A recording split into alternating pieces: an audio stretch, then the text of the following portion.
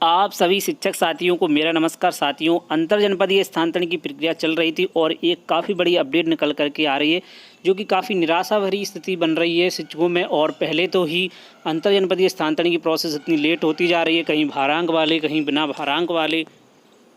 लेकिन अब एक जो खबर आ रही है वो काफ़ी निराशा भरी है। और ये कहावत भी है, मैंने काफ़ी बचपन में सुनी थी, और वो कहीं गलत तो नहीं है लेकिन काफ़ी हद तक सही भी है। आप इसको गलत ना माने कि कहा जाता है कि जाट मरे तब जानी हो जब तेरे ही हो जाए।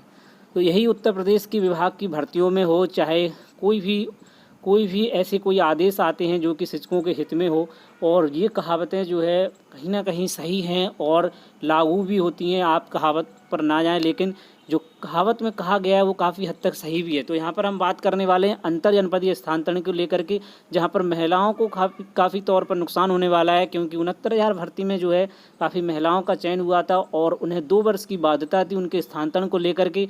इस वजह से पूर्ण रूप से हानि उन्हीं को होने वाली है। तो जो बात करने वाले हैं मेन आदेश की, जो कि 1/7/2023 को जारी हुआ है, यानी कि कल देर रात में जारी हुआ होगा और आज आकर के मिला है।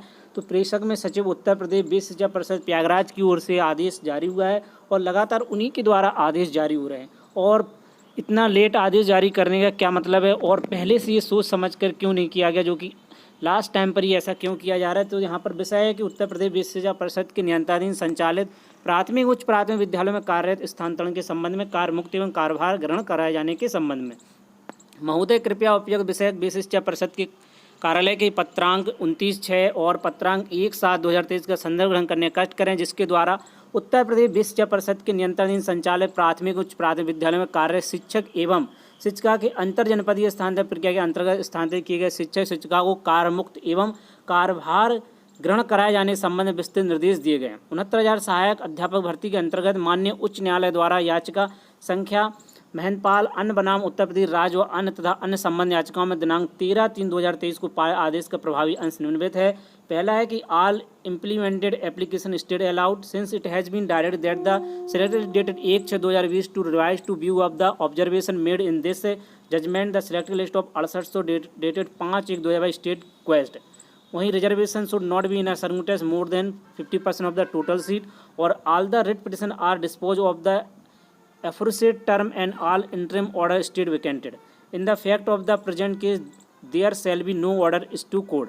वहीं माननीय उच्च न्यायालय द्वारा पारित आदेश दिनांक 13/3/2020 के विरुद्ध विशेष अपील संख्या 172/2023 महंतपाल व बनाम उत्तर प्रदेश राज्य व अन्य योजित की गई जो संप्रति विचाराधीन है। संप्रति माननीय न्यायालय द्वारा पारित आदेश दिनांक 13/3/2023 प्रभावी है।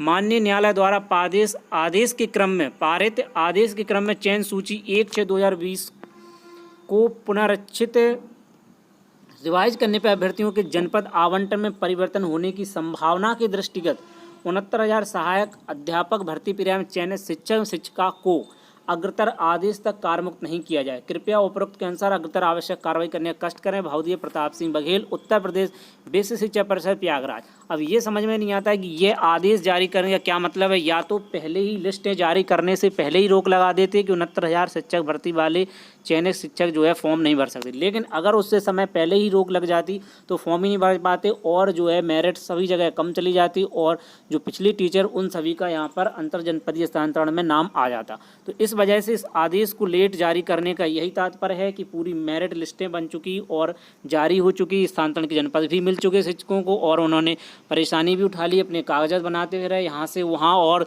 2-4 दिन के अंदर ये जो है सारी प्रोसेस करने के लिए जो है भाग दौड़ी करी, और शिक्षकों ने अपने हिसाब से तैयारियां भी कर ली। अब आखिर ऐन समय में ऐसा करने से शिक्षकों को भारी नुकसान है, और कहीं ना कहीं मानसिक रूप से भी अब परेशान हो चुके हैं, क्योंकि इतने फास्ट तरीके से तैयारी करी जा रही थी। सभी शिक्षक लगातार कहीं नो ड्यूज डॉक्यूमेंट को लेकर के, कहीं अपने शपथ पत्र लेकर के लगातार परेशान रहे, और अब आखिर में परिणाम यही हुआ कि सब कुछ शून्य हो गया, और ख़ासतौर से महिलाओं को इसमें पूर्ण रूप से शून्यता आ गई, क्योंकि 69,000 भर्ती में पुरुष शिक्षक थे लेकिन उनका कुछ नहीं होना था, क्योंकि 5 साल बाध्यता थी। यहाँ पर पूर्ण रूप से महिलाओं को नुकसान हुआ है, और अब कब तक नया आदेश आता है और इस बारे में क्या होता है, अब तो ये पूर्ण रूप से स्थानांतरण की प्रक्रिया यहीं पर रुक गई है, और 69,000 शिक्षक भर्ती में जो महिलाएं शामिल थीं उनका स्थानांतरण नहीं हो पाएगा, और लगभग इसमें कम से कम 2 से 3 हज़ार महिला शिक्षिका हैं वो यहाँ से कार्यमुक्त नहीं हो पाएंगी अपने कार्य जनपद पे। और वहीं पर अब कार्य करना होगा जब तक कि अग्रिम आदेश तक इस रोक को हटाया नहीं जाता, या जो है हाईकोर्ट्स के माध्यम से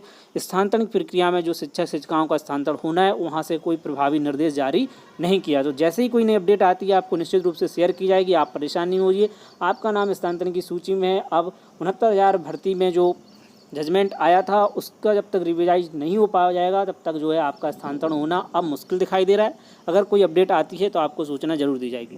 तो मिलते हैं किसी नेक्स्ट वीडियो में। जय हिंद।